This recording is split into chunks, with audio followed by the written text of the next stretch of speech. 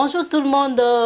bienvenue dans votre émission Bonsomi Bamboka. Cette émission, nous essayons de vous donner les informations par rapport à tout ce qui se passe dans notre pays, le Congo.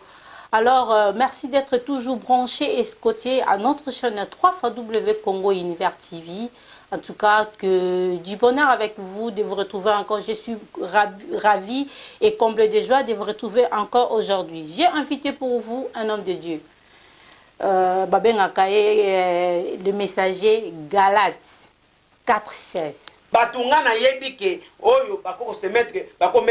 pe na mboka ezali ba 5 mais 5 toyoka bango ba yebi na kopanza batu na ba réseaux sociaux na ba Facebook na ba YouTube que ndeko Fayulu a gagné mais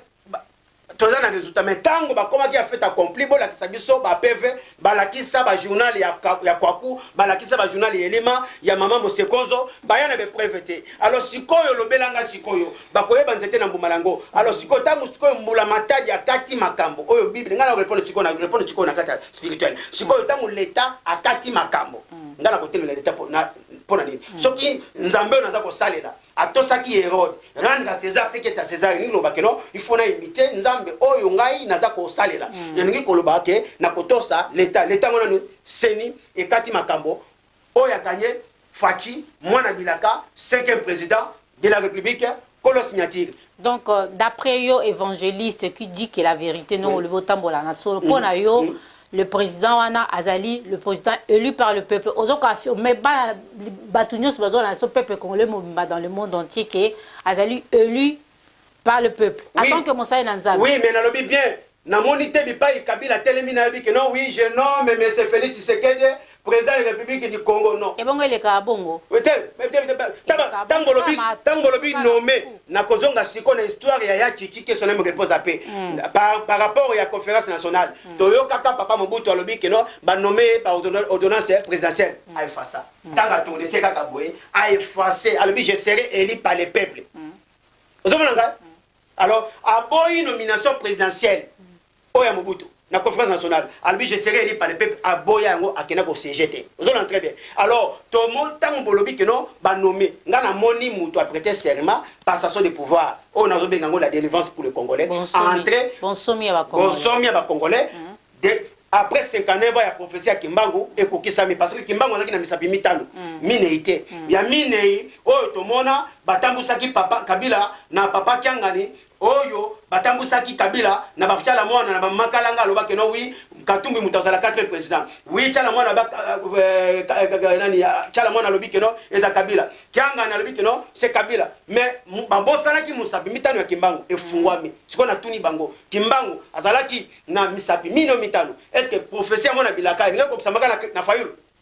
soki ezaki ne Fayulu prophétie mwana bilaka ekokisami dopona yosko ekokisami na Félix mais parce que bato ya famille ya Kimbangu wale bisabiso akile misami minete akile misami tano tangu mutabombi boy la kisini likambo bombami il faut dans la mission molimo siko pour comprendre siko efungwami siko loko efungwami bandimi yango te mais nga qualité homme spirituel j'ai la révélation oui Dieu a permis à cela professeur Kimbangu kokisami mona bilaka ba signe zo monana siko yo soki yete nde soki ki foyelo nde bongo mona bilaka c'est des mensonges. Alors na moment oyo azali eli seni muntu e proclamer nazali sima ya l'état akati makambo na ko soumettre na ba loi pour na futa impôt na ba taxe na ngai en tant que citoyen congolais mais na kokota mambo ya l'état akati makambo mona na moni mobimba. OK bande ko balandi to zoko bakana bino nangina ezali ba rumeur. Oui. Bon ngala yambi yo en tant qu'un homme de Dieu mais bozape bato yo bo ebi pe moi makambo mboka ningi zolika tozoka ba rumeur il paraîtrait que hein, et entre parenthèses qui le président Félix a empoisonné. Réaction. Merci maman na mutu noto kotuna ngai na kolobelo komoko 1 Samuel 16 verset 7 à 13 na kobanano na 1 Samuel 15 na kena musuzoki na musika 1 Samuel 9 Nzambe aponi Saul Samuel mutakena ko consacrer Olato Sanzambe na 1 Samuel 15 Samuel a saleli désobéissance Nzamba rejeté Nzamba tindi Samuel siko abikola na poni muta malamu oya ko remplacer Saul oya ko yokanga oya ko na droit na justice David akei na libota wana ake ko pona David na Zamba Eliab baponiete bana nyoso baleki alelingi koloba boye kibokonzi ya nzambe ebotaka likunya na likundu wana kibokonzi ya nzambe soki batelemeli yo te eza na kibokonzi moko eza ya nzambe te il faut ebota ba jaloux na ba ennemi wana kibokonzi ya nzambe to koloba keno l'élévation de l'Éternel provoque des jaloux et des ennemis sois prudent mon président mais vraie sécurité eza terrestre te eza céleste parce que mission yo nzambe atie kati ya mutu il faut que nango tina suka yango toza koloba bokeno le président mutu moko apoisonné aza te alors même ndenge barimiere eza kotambola eza likunya likundu parce que 9 diaspora sur 10 baza bandoki suite badiplôme eza te suite baqualification eza te suite mingi bakota mabala suite oui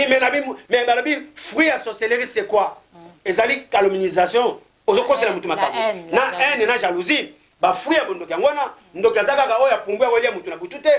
mpo ndoki ya butu aza malamu ke ndoki ya moi diaspora baza bandoki ya moi ndoki ya moi aza très dangereux ke ndoki ya butu ndoki ya butu abatamaka lokola mpuku azolio na misapi mais ndoki ya moi baza diaspora 9 sur 10 baza bandoki ya moi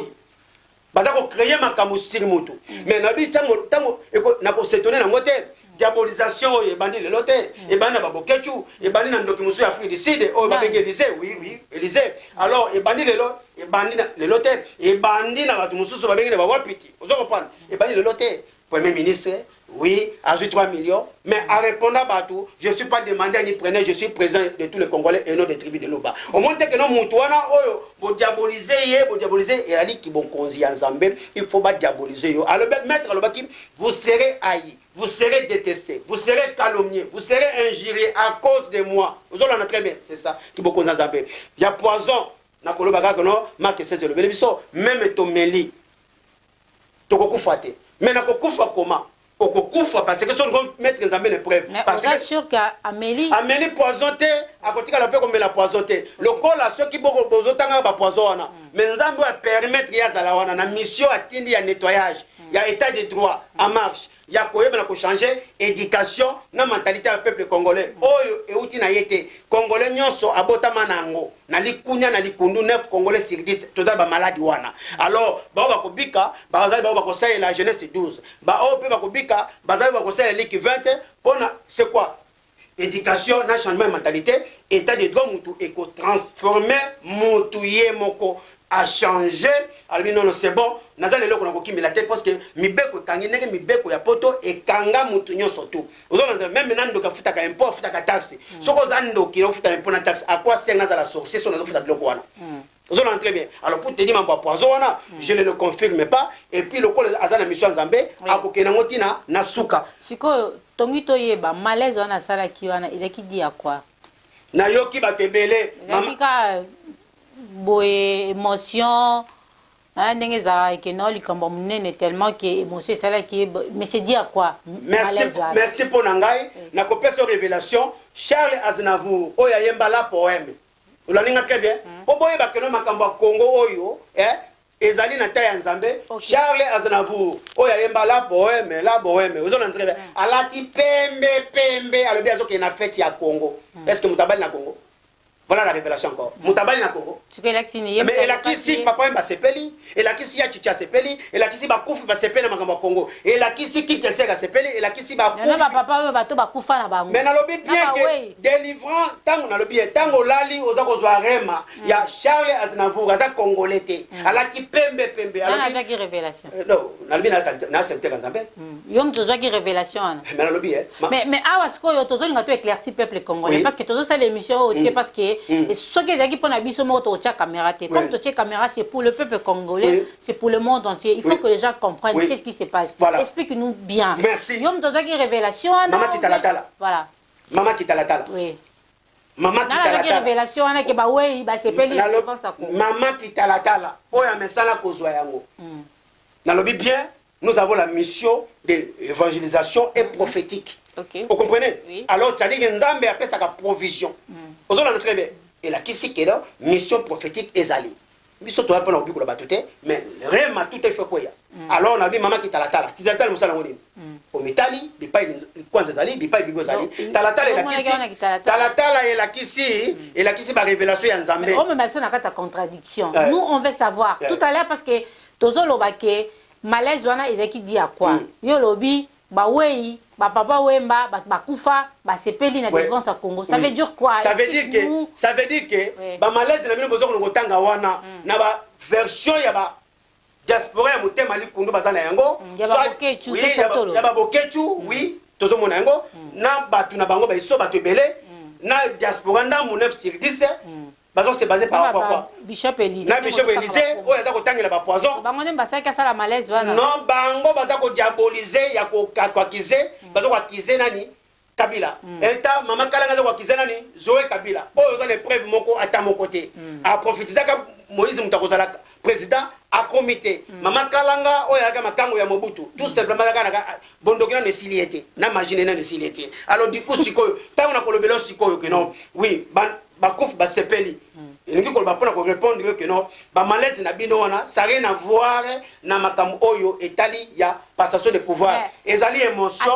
ezali émotion esalema na Afrique était Kabila a corrigé monde Kabila côté na grande porte abimi na grande porte Congo a déchiré atiki mboka ya batu na paix oui mokonza koti ndoto komi réalité batu bamoni na monde bao bazalaki ko sekabiso ko inabiso bakomi ko kumisa biso babina ne salema tenenge sami na Congo et ko katsa pe na bamboka mususu lokola Congo Brazzaville et ko kende na ba Soudan et ko kende na ba Uganda et ko kende partout par-ci par-là mais Colombo kamera mona te o nzamba sai na mboka na ye pour te simple pour te dire que non malaise wana ezali mutuna na lata gilet de balete alati yango na mbala ya liboso moya kisasa opesi mombo boy cravate tina kingo étouffement pe ya batebele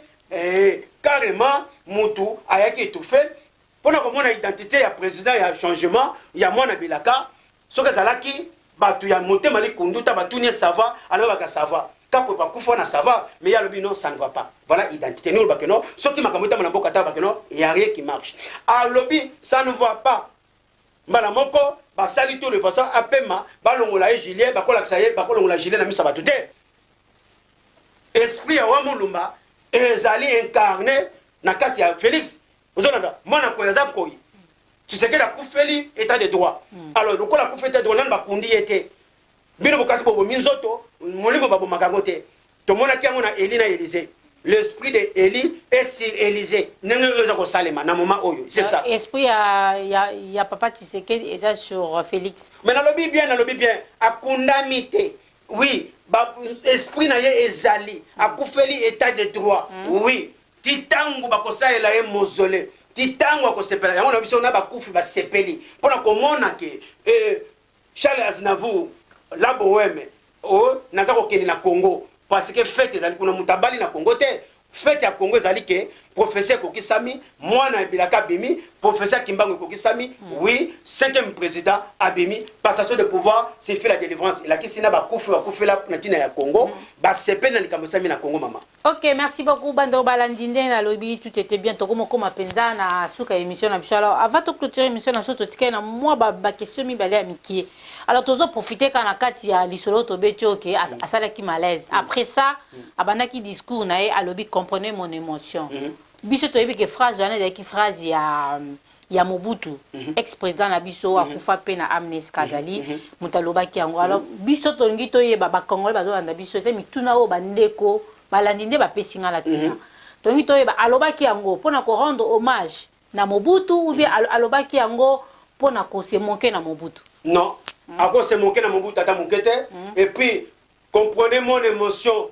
Mobutu vocabulaire na Mobutu muta créer yango te ezalaka langue ba français non parce que abakisaki na kokoma na mama talisa que non comprenez mon émotion Mobutu alobaka comprenez mon émotion pour alelaki pour malaki ta ya rengi na ye esili yango alelaki na miso abatu nyoso tu na kati ya sele aleli ta na ye esili mbala moko ba cravate bimi balobi multi parti et bien Félix alele lini ya leli comprenez mon émotion il s'attendait pas que non akokoma président de la République on est comme makambo nzambe azaki si on a été mais non mais non mutunyo surtout oyo ozako bunda bitumba okoyeba te soko gagner bitumba oyo nasuka nde soki bobetani makofi ndoko mona que non adversaire na komi kaondo le que non au gagner on ne chante pas la victoire avant la guerre oyo batalamuka ba chantaki comprenez mon émotion comprenez mon émotion ceux qui soldats du peuple tout ça oui comprenez mon émotion comprenez mon émotion tout simplement a commis président de la République na ba étouffement on les kaki na makambo les kaki oui aye aleki alobi comprenez mon émotion na le jour où jour et salemi mais azali ennemi ya Fayulu te baza ba adversaire politique alors bango to opposant bozo kuwela nini alors na kotuna sikoyo Fayulu akoboycotter députation na ye ou akokele ko siège ou ceux qui ont boycotté députation à côté de l'opposant de la rue donc on a dit c'est alors ma base na ye ezawapi c'est ça et là quand on nous tous la pona de ko Fayulu ngwa la sikoyo mon message moko et pas papa Fayulu o tala oui na kotuna sikoyo question banda kala bazo tande yo mena ndeko na yo mais ozo ya kan esprit ya division ozo un esprit ya tribal ozo un esprit ya ko panza ya soso et puis na ba discours na yo na ba meeting na yo oui Katumbi atindeli bino mbote bana kisasa mais Katumbi porte-parole na yeza kusenga keno toza bendemia Katumbi te tozonga na kisasa Pierre Lumbi azolo ba keno tozonga na kisasa oui Kyungu oyo akomi mokonzi ya parlement provisoire alobi oui Katumbi azali ennemi ya Tshisekedi te a kozonga na kisasa mais siko to na sikoyo jenini oyo boza kosala na moi Katumbi azosenga zonga na kisasa parce que azasusu nani azil podi que s'il faut zonga kisasa mais sikoyo il faut zonga na kisasa oui tolba zonga na kisasa ba bangelo ko côté parce que état de droit et ko kanga bangote mais ndeko fayu le siko opposition les années parce que l'amour que c'est pas ani pourquoi on continue toujours na kombo kaka ya Moïse Katumbi Olenda continue na SID parce que ezaye na député moko baza éli est-ce que député na ye ako boycotter ou ako kene ko siéger parce que na 2011 ou est-ce que ba opération de la parole na kata parlement mais na lobby aza éli député non ba ko étouffé été non na lobby aza éli ou pas ye muta ko salela mboza la kana makolomi nei alanda kanzela moko tiko tozo tuna yo okolanda députation ou okolanda toujours ça opposition bokondi ya kozala président bona parlement ne bokotike l'espace mais tokoyeba sikoyo akokene ko siéger na parlement na collègue na yo bazui ou pas ou akotika la opposant ya balabala que so tote bangwana ok bandeko balandi donc tokompina na suka alors question oyo eza na question te mais eza kaka tongi toyeba parce que moi je sais que le peuple attend beaucoup. Il y a président Oyo Azali sur place. Croyez-vous qu'il a satisfaire les besoins du peuple congolais? Oui, merci. Toujours répondre toujours que non. Azabel bien élu par Dieu, choisi par Dieu, oui, parce que je parle à quantité de serviteurs de Dieu. Selon ma révélation. Et puis tout le monde va signe. Signe, oh, tout le monde qui n'a Azaï Nzambe, tout le monde bitumbati, babani, ko diaboliser depuis 2015, tout le monde va panzani na Genève. Tout le monde ti seni et kati makambu Aza Eli. Oui, ba signe surtout et la kisi. Voilà ba signe oh et la kisi que non oui, voilà Azali oh akomemela ba Congolais et Sengo. Tout le monde ndenge ayebi na kotelé na batuya. Ba soda tomoni ndenge atelemeli ba oyo babomaki étudiant tomoni ndenge atelemeli ba PDG ya Transco tomoni ndenge atelemeli ba Kimbuta tomoni ndenge atelemeli ye musala na oyo bandi kotelemela ka kotelemela batu te état de droit oyo a besoin alia bien azala bien ola bandana na mamba social ya bana kotelemela mais na lotuni yo yete mutu abomi Congo azui Congo ezali kokufa lokola lazo ali ya abomi Congo te mais ye il faut abongisa oyo boma abongisa yango aye po aboucher ningi ko bakeno azala lokola ja Baptiste oyo kobongisa nzela elingi koloba boye keno éducation oyo eza kokufa na mentalité yango na état de droit et comme na ko résister yango elingi koloba nini albandeke kozala exemplaire bakoy banzete na mbuma nango tango ba chinois ba pakistanais ba ye na remerciement na ba kumisa ye na enveloppe ya kanyaka azongisi yango alobi bokene ko bakisela peuple salaire oyo bosplataka pendant des années alakisi déjà fruit ya état de droit état en marche mbala moko ayebisi PDG à Transco oui ba suspendre pour l'instant